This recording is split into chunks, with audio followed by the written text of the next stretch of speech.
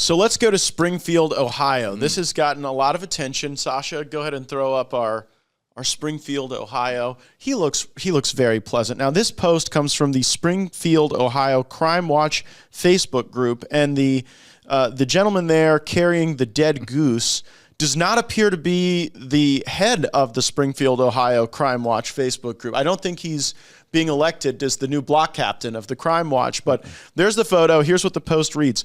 And again, this is from Springfield, Ohio. We found this on Facebook. Warning to all of our beloved pets and those around us. My neighbor informed me that her daughter's friend had lost her cat. She checked pages, kennels, asked around.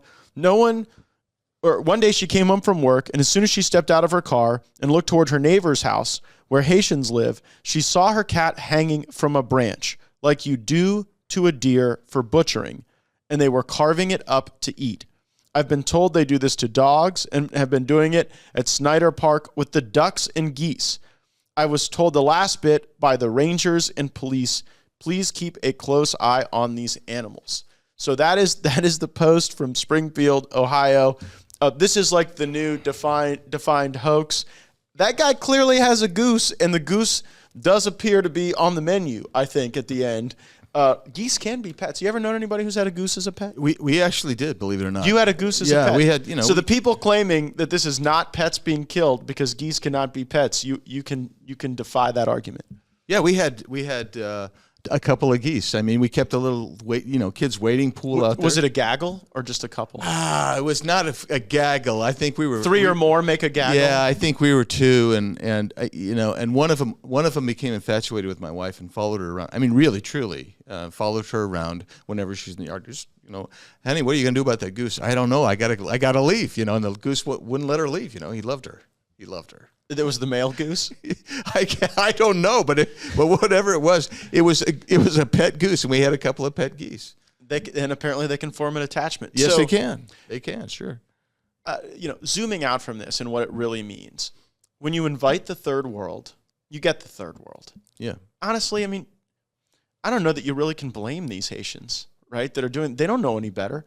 Like in Haiti, if you see an animal and you're starving, you capture that animal and you eat it.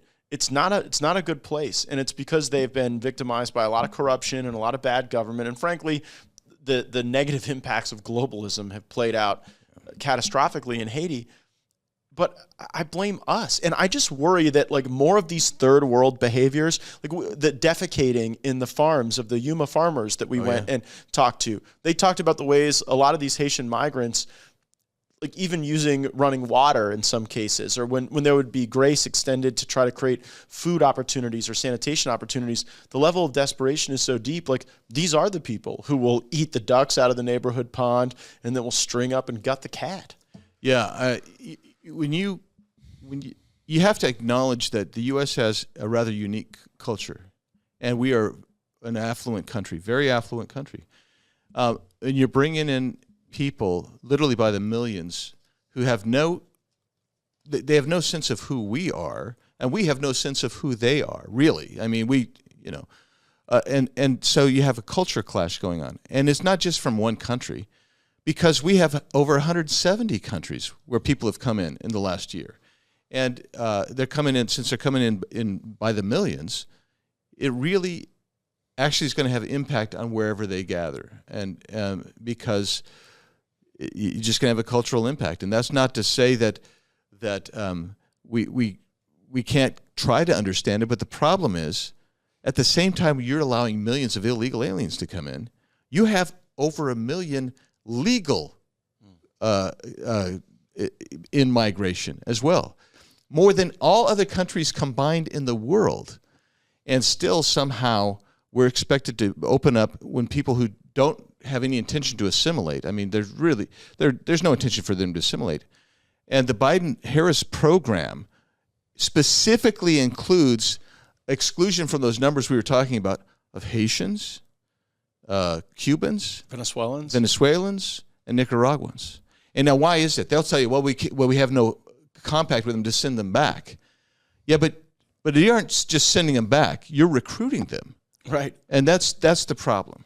And our own NGOs that are funded by our own Yes. government are doing the enticing of the very groups that we're seeing impact those overall immigration numbers, but in a clandestine way because it's not being accurately reported. Thanks so much for watching this video. Make sure you're subscribed to our channel with notifications turned on. You won't want to miss any of the breaking news.